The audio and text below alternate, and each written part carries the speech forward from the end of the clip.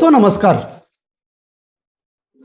जून 2026 से लेके 31 अक्टूबर 2026 तक ये जो पूरा समय काल है, कुंभ राशि वाले जातकों के लिए कैसा रहेगा? क्या कुछ ग्रह गोचरी स्थितियों का निर्माण होगा? किस प्रकार का फलाफल होगा? आज हम इस वीडियो के माध्यम से जानने वाले हैं और समझने वाले हैं। दोस्तों, आपकी राशि के स्वामी बनते हैं शनिदेव। शनिदेव की स्थिति किस प्रकार रहेगी इस समय काल में? राहु की स्थिति किस प्रकार रहेगी?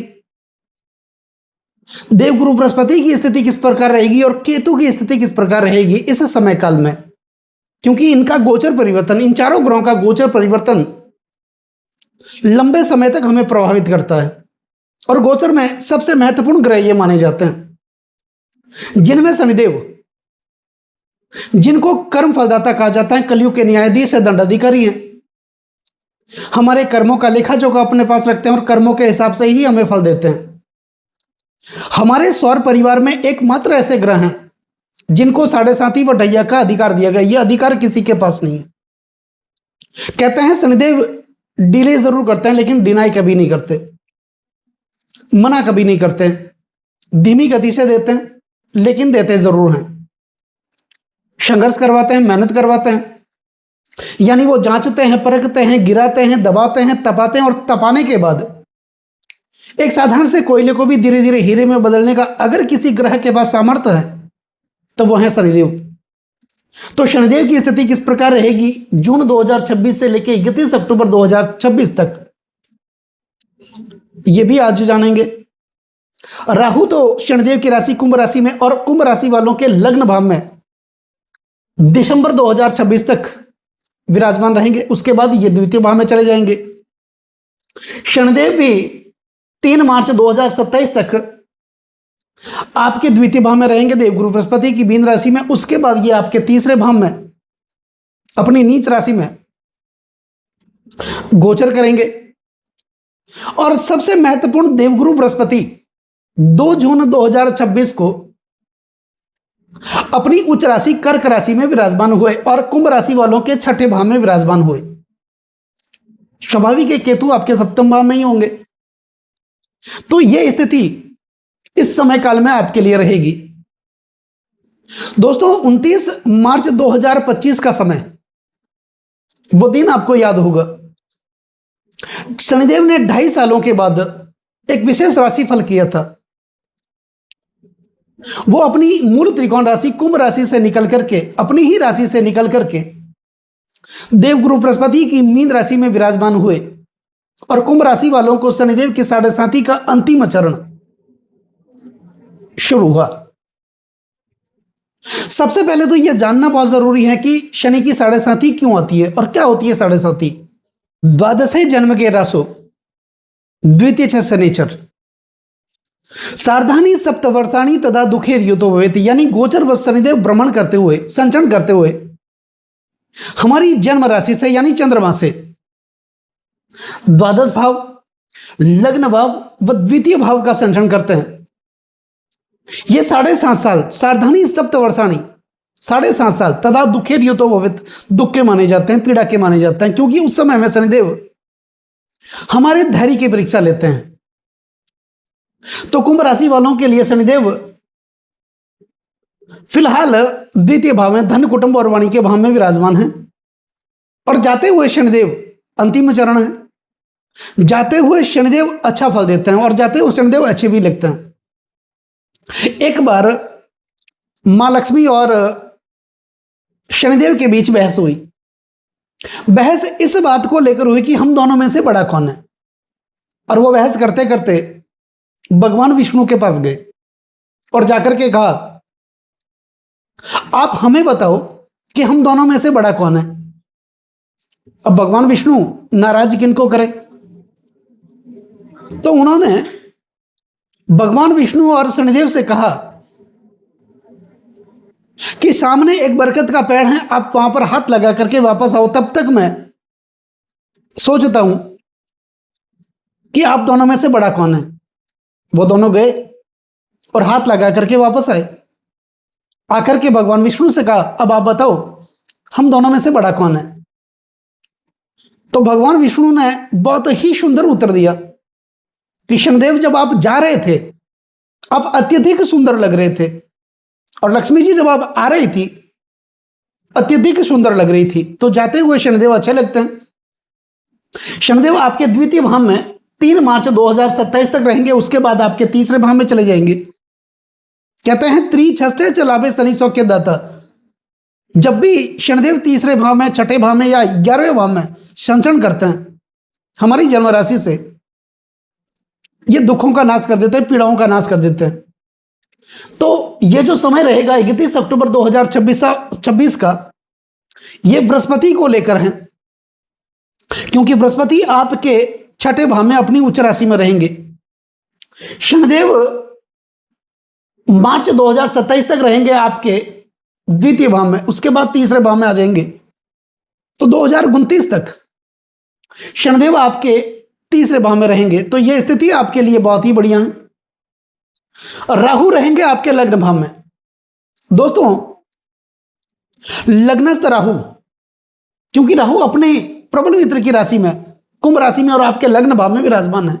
लग्नस्थ राहु प्रबल इच्छा शक्ति देते हैं, जीवन में कुछ कर गुजरने की शक्ति प्रदान करते हैं, ऊर्जा देते हैं। क्योंकि राहु की रुचि इंद्रियों की तुष्टि में है, राहु सुख लोभी हैं, इनको ऐशो आराम पसंद है, और राहु को कलयुग का राजा भी कहा जाता है। तो इस समय काल में राहु आपको प्रबल इच्छा शक्ति देंगे और जीवन का निर्माण करने के लिए कुछ कर गुजरने की शक्ति प्रदान करेंगे। लेकिन यह भी नहीं भूलना है कि लग्नस्थ राहु व्यक्ति को स्वार्थी बनाते हैं।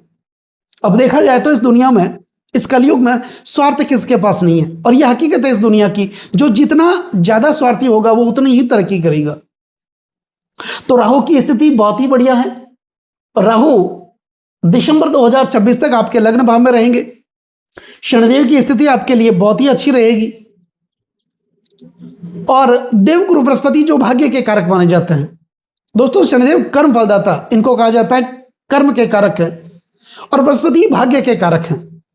कर्म के साथ भाग्य का जुड़ना बहुत जरूरी है। हम मेहनत ही करते रहेंगे और उसमें भाग्य का साथ नहीं मिलेगा तो उस मेहनत का मतलब ही क्या है। तो बृहस्पति 2 जून 2026 को आपके छठे भाव में अपनी उच्च राशि में विराजमान होंगे। बृहस्पति छठे भाव में अच्छा फल देते हैं। यहां पर कारको भावनाशाही का सिद्धांत लागू होता है। छठे भाव में बृहस्पति लंबे संघर्ष के बाद सफलता दिलाते हैं। तो लंबा संघर्ष आपने कर लिया शनि की सरस्वती में, पहले चरण में, दूसरे चरण में, और लगभग तीसरा चरण आधा बीत चुका है। तो लंबा संघर्ष आपने कर लिया, और बृहस्पति जब छठे भाव में आते हैं अपनी उच्च राशि में, लंबे संघर्ष के बाद सफलता दिलाते हैं। गुप्त शत्रुओं पर विजय दिलाते हैं। यहां पर ये शत्रु हंता बन जाते हैं और कर्जों से मुक्ति दिलाते हैं।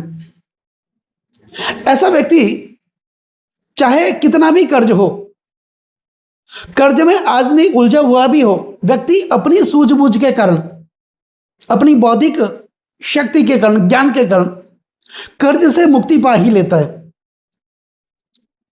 दूसरा, यहां पर लंबे समय के बाद, संघर्ष के बाद यह सफलता देंगे। और गुप्त शत्रुओं पर ऐसा व्यक्ति हमेशा भारी पड़ता है। कोर्ट कचहरियों से मुक्ति मिल जाती है और कानूनी मामलों में ऐसे व्यक्ति को हमेशा सफलता मिलती है। तो निश्चित तौर पर यह कहा जा सकता है कि शनिदेव की साढ़े साथी का पहला और दूसरा चरण, तीसरा चरण आधा, आप कोर्ट कचहरियों के मामले में फंसे होंगे, कानूनी मामलों में फंसे होंगे, गुप्त शत्रुओं का सामना भी किया होगा। जैसे जैसे आप आगे बढ़े होंगे वैसे वैसे वापस पीछे चले गए होंगे। यानी एक कदम आप आगे बढ़े तो दूसरे कदम वापस पीछे चले गए। कर्ज के बोझ तले आप दबे हुए होंगे और फंसाने वाले आपके अपने लोग ही होंगे। जिन लोगों के लिए आपने बहुत कुछ किया, बहुत कुछ दांव पर लगाया, सुख दुख की घड़ी में कंधे से कंधा मिलाकर के आप साथ देते रहे, लेकिन जब आपकी बारी आई वही लोग आपका साथ छोड़कर चले गए होंगे। गुजराती में कहावत है, एक सांधो अन्य तेर टूटे। मतलब एक को बनाने की कोशिश में 13 आपके बिगड़ रहे थे। ऐसी स्थितियां आपके लिए हो रही थी। लेकिन इसी समय में परमपिता परमात्मा की कृपा होती है। शनिदेव की साढ़े साथी के अंतिम चरण में बृहस्पति का छठे भाव में और अपनी उच्च राशि में आना कुंभ राशि वालों के लिए एक जीवन को परिवर्तन करने वाला, जीवन में महत्वपूर्ण परिवर्तन करने वाला यह समय आपके लिए रहेगा। बहुत ही अच्छा समय है। इस समय में आपके लिए भाग्य का निर्माण होगा। भाग्य में जो रुकावटें आ रही थी वो रुकावटें दूर होगी। और यहां से बृहस्पति पंचम दृष्टि 1, 2, 3, 4 और 5 आपके दशम भाव पर होगी। दशम भाव कार्य क्षेत्र का भाव माना जाता है, मान सम्मान और पद प्रतिष्ठा का माना जाता है, शासन प्रशासन का माना जाता है, पदोन्नति प्रमोशन का माना जाता है। तो निश्चित तौर पर आपको मान सम्मान प्राप्त होगा, कोई नई जिम्मेदारी आपको दी जा सकती है और इस जिम्मेदारी का तय समय पर निर्वाह करते हुए आप लगातार आगे बढ़ेंगे। आपके सपने पूरे होंगे, आपकी इच्छाएं पूरी होंगी। शासन प्रशासन से भी आप पैसा निकाल लेंगे, ऐसी सूझबूझ बृहस्पति आपको देने वाले होंगे। पदोन्नति प्रमोशन की प्राप्ति होगी। जो आपका इंक्रीमेंट रुका हुआ था वो भी पूर्णतः सफल होगा। उसमें आप बृहस्पति सप्तम दृष्टि से देखेंगे आपके द्वादश भाव को। विदेश का भाव है, विदेशी गतिविधियां बढ़ेगी।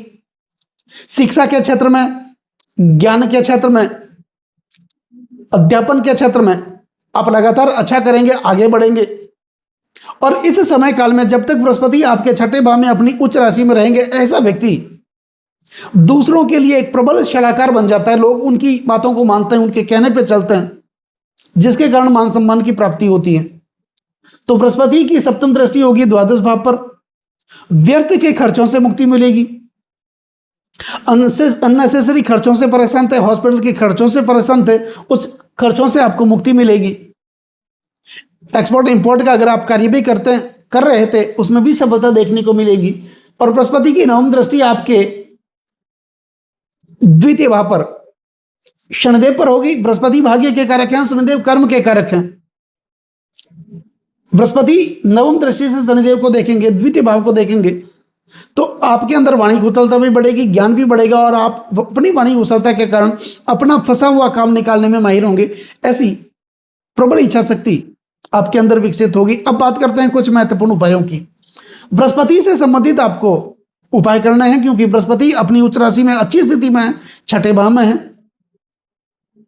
थोड़ा बहुत ध्यान रखने की जरूरत होगी, क्योंकि बृहस्पति छठे भाव में अपनी उच्च राशि में तो हैं, लेकिन पेट से संबंधित, पाचन से संबंधित, गैस्ट्रिक प्रॉब्लम और शुगर से संबंधित कुछ परेशानियां आपको हो सकती है। क्योंकि बृहस्पति छठे भाव में व्यक्ति को खाने का शौकीन बना देते हैं, स्वाद का शौकीन बना देते हैं। इस बात का विशेष ध्यान रखना और उसके लिए बृहस्पति से संबंधित कुछ उपाय आपको करने होंगे।